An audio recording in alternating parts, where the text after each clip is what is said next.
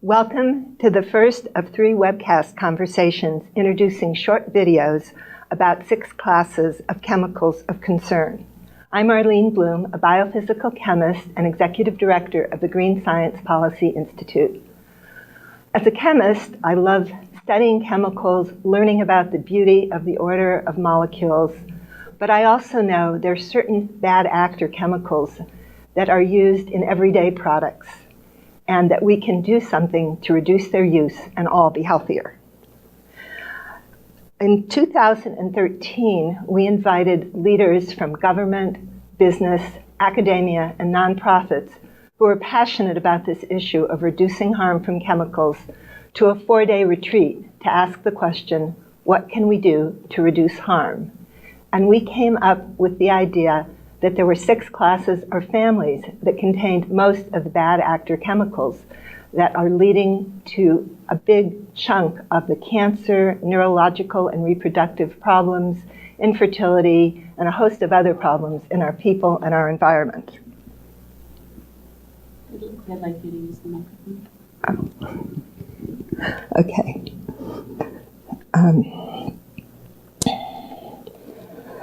After the 2013 retreat, we produced 15-minute long webinars about each of the 6 classes of chemicals of concern. These webinars were watched by thousands of people, and we were told they inspired large retailers, manufacturers, designers, and others to reduce the use of these chemicals of concern in the products they produced and sold. And at the same time, we started a material buyers club with big companies who wanted healthier workplaces for their employees, and were using the 6 classes approach and their purchasing power to move the market away from products containing these chemicals. A couple years ago, one of the members of the Material Buyers Club, Facebook, said, we'd really like our designers to know about these classes, but they don't really have a 15-minute attention span to watch them. Can you do 3-minute videos? And that was a big challenge.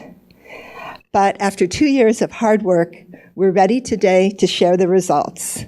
The short videos you will be seeing, and we will be premiering. And if you like these videos, be sure to share with your friends and colleagues. They're easy to find on our newly launched 6classes.org website. Just go to 6classes.org. You'll also find other info there, the 15-minute videos, and lots of other good information. And if you decide to use these videos in your classrooms or they're useful to you in other ways, please let us know at 6classes@greensciencepolicy.org. So I'd like to thank our team at the Green Science Policy Institute and the many friends and colleagues who made invaluable contributions to these videos. And I would like to introduce my friends who are scientists and thought leaders who are going to share a little bit of who they are, why they're here, and then we'll all have a conversation after we watch each video and answer your questions. Thanks, Arlene. Thanks for having me here. I'm Tom McKay, Executive Director of the UC Berkeley Center for Green Chemistry. We do research, hold classes like our Greener Solutions course, and do outreach to organizations. Basically, we want to spread the meme of green chemistry, but we're excited to be part of this project because we intend to take up the challenge of PFCs, which we'll be talking about today a little bit, in our fall class this year. So we're very much interested in this subject and the work that the Green Science Policy Institute is doing. Thanks for having us. My name is Jen Jackson, and I work for the City of San Francisco's Department of the Environment, and I'm the manager of our Toxics Reduction and Healthy Ecosystems program. And we are very excited about the 6 classes approach because, as you can imagine, as a local government, we're trying to ensure that people are safe and healthy, and when we see all of the chemicals and products that people encounter every day, it's really hard for us to prioritize what product categories to tackle. So the 6 classes approach has helped us prioritize and look at which products we might want to address and help people eliminate from their lives. So it's been a useful tool for us, and we're really glad to be here, and thanks for having us. Excellent. Thanks for having us, Arlene.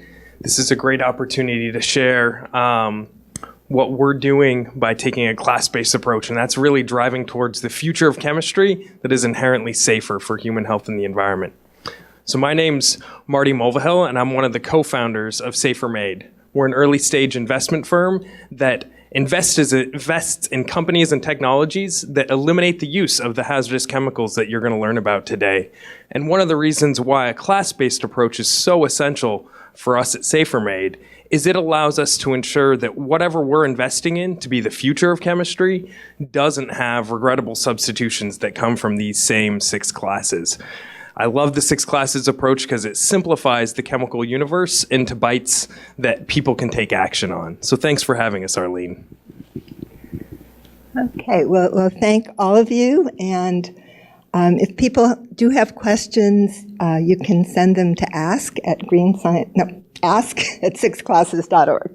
Okay, well, let's show the first introductory video. Welcome to Healthier Products, Healthier People, the 6 classes approach for reducing harmful chemicals. I'm Arlene Bloom, the Executive Director of the Green Science Policy Institute and a biophysical chemist. Here's a question for you. Who makes sure the chemicals in everyday products are safe for our health? Is it the World Health Organization, the U.S. Food and Drug Administration, the U.S. EPA, state and local government? And the answer is no one. No government agency has sufficient authority to ensure the safety of chemicals used in everyday products. But more than 80,000 chemicals are on the market today. Some are harmful, and chemical production is increasing worldwide. Even manufacturers may not know if the chemicals in their products are safe. An example is the story of tris. As a young chemist in the 1970s, I studied brominated tris, a flame retardant that was added to most children's pajamas. I was shocked to find the chemical could move from the pajamas into the child and that it was likely to cause cancer. My research was published in the journal Science and picked up by the media. Within months, brominated tris was banned from pajamas, but then it was replaced with chlorinated tris, a chemical cousin we also found to be harmful. After more research and another media outcry, chlorinated tris was also phased out from children's pajamas. I realized then that little is known about the chemicals in our everyday products. One reason is that evaluating just one substance can take many years. Studying the tens of thousands of chemicals on the market today, one at a time, is just not feasible. But evaluating 6 groups of chemicals of concern is much more manageable. That's why the 6 classes approach has been developed. Here are the 6 classes which are found in products we use every day: highly fluorinated chemicals, antimicrobials, flame retardants, bisphenols and phthalates, some solvents, and certain metals. The 6 classes approach limits the use of entire groups of chemicals of concern. This approach avoids the replacement of a harmful chemical with something similar, because similar chemicals can cause similar health problems. Chemicals in the 6 classes can change DNA, cause cancer, and disrupt neurological, reproductive, and hormonal functions. Pregnant women and children are especially vulnerable. The good news is that some innovative businesses, such as IKEA, Kaiser Permanente, Levi Strauss & Co., and Crate & Barrel, are using the 6 classes approach to phase out chemicals of concern. So in making purchasing decisions, designers and consumers should also ask, does this product contain any of the 6 classes?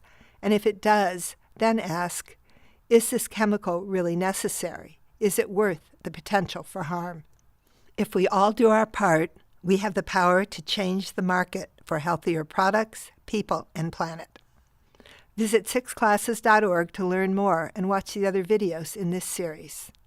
Brought to you by the Green Science Policy Institute, with thanks to the Healthy Materials Lab at the Parsons School of Design, the JPB Foundation, and the New York Community Trust. What struck you as important? Did you learn something new?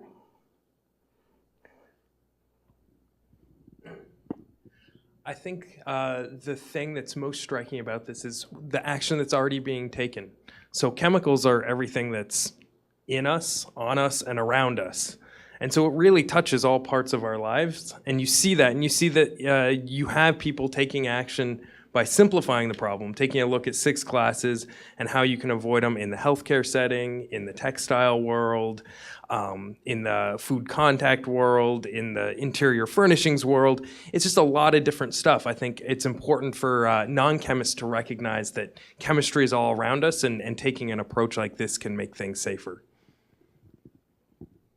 One of the things that I really like is that it does simplify things for everyone. I think when we talk about 80,000 chemicals in commerce, it can be overwhelming, and people can't get their arms around that.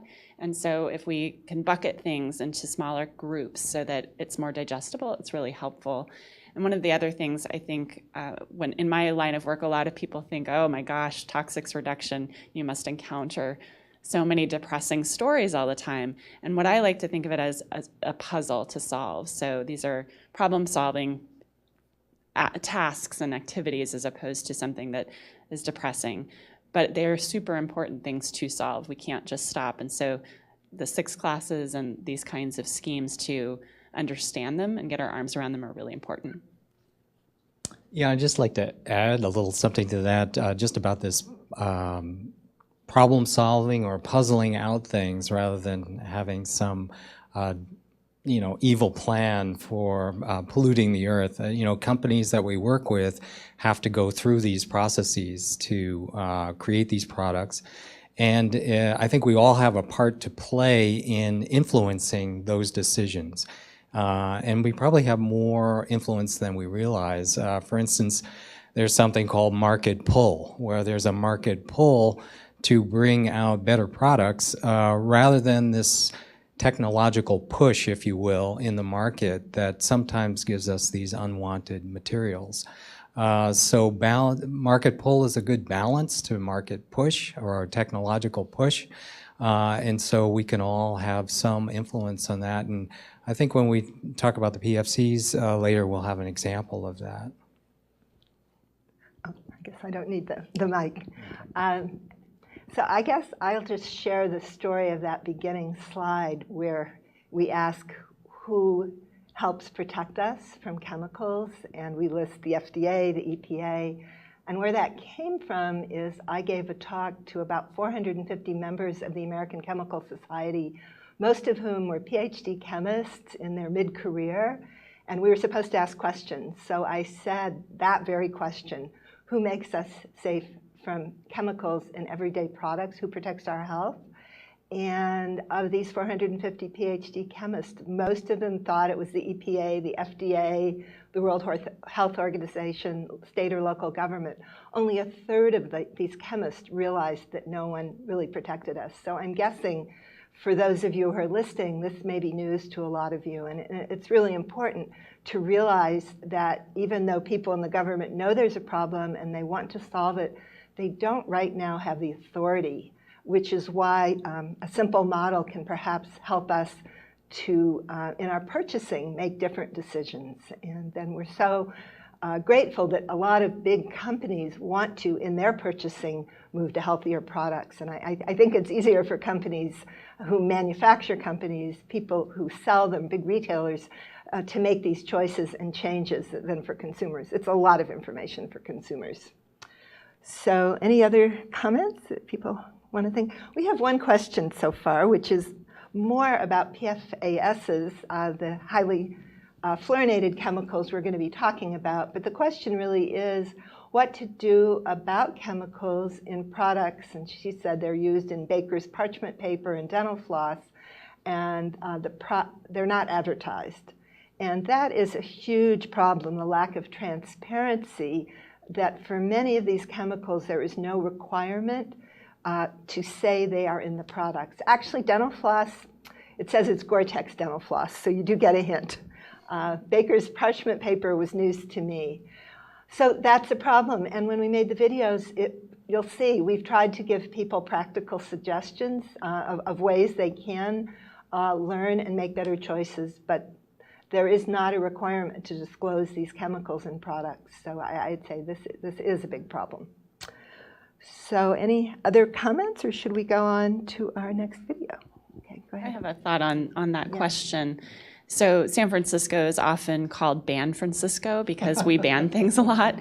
When we learn about something that's really harmful to people's health, like phthalates in children's products, back in the 2000s, we banned phthalates from children's products.